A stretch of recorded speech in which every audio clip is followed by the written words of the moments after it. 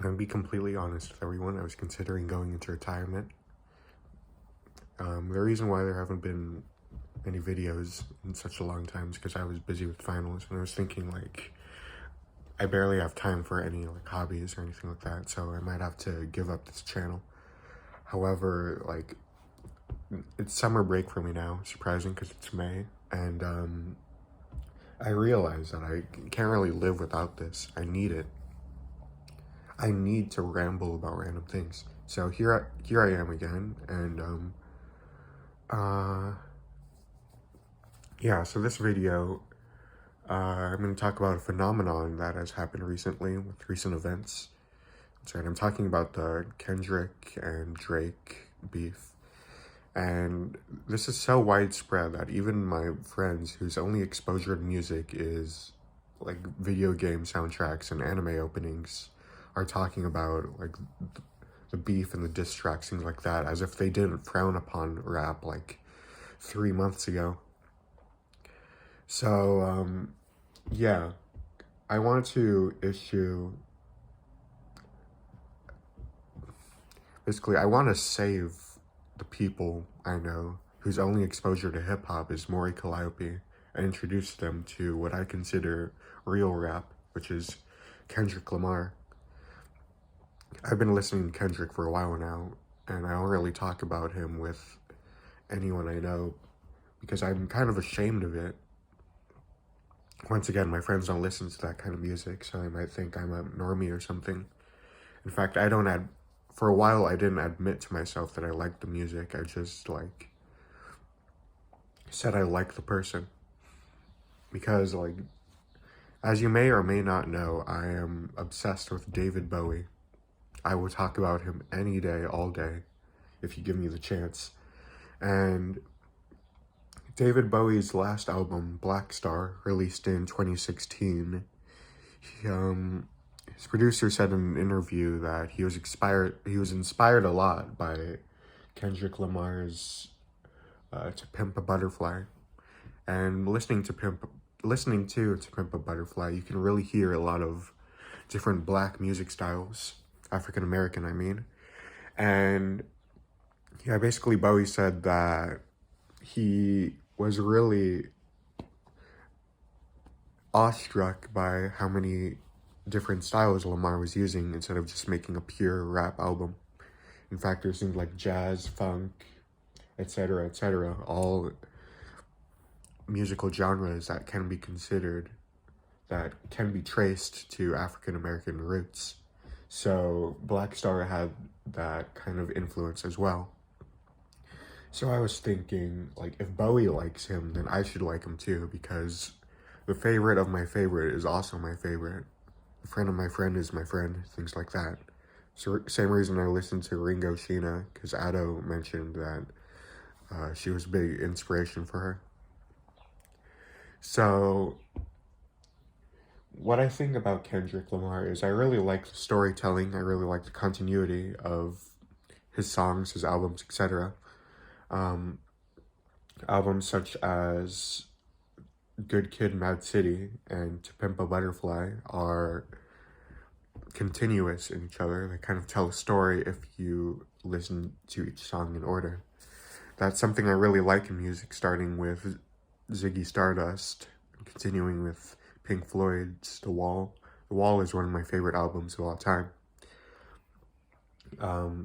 So I'm placing Kendrick's Good Kid, Mad City in the same category as Pink Floyd's The Wall, which should be considered a grand achievement for a musician, because The Wall not only is not only good in a personal standpoint, but is also good in an overall standpoint in terms of music. So, any memories I have of Kendrick, so I've grown up in California, not really in the Compton area, but still, like, Good Kid, Mad City really feels like home. I didn't really grow up in a poor neighborhood either. I'm talking from a house right now, but hearing the area code 323 gives me such a grand feeling of home. Like, this is the place I grew up in. This could have happened to me. Thankfully, it didn't happen to me. I'm thankful for my parents, and I think my parents are thankful too. But it's really like the other side of the coin, if that makes any sense. Like, this is something people like me, kids like me, have gone through and have experienced and have grown out of such a place in favor of bigger things.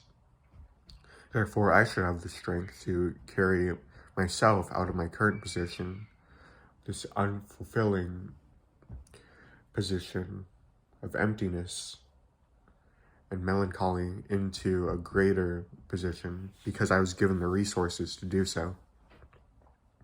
So, like, I made a couple friends that play soccer about a year ago now. More than a year, almost. And they really liked hip-hop music, and I didn't really know any other artists except for Kendrick. I remember, like, I was walking with them from Occidental College, which is where we were playing soccer at, and we were walking to a restaurant, and one of my friends had a speaker, and it started playing Money Trees from Good Kid, Mad City as we crossed paths with another group of boys that were planning on playing soccer as well. And it made me realize that I've finally become a part of something. I'm finally sharing experiences with other boys my age. Because when I crossed paths with that group of kids, the other group of kids, I realized that they must see me as a part of our group.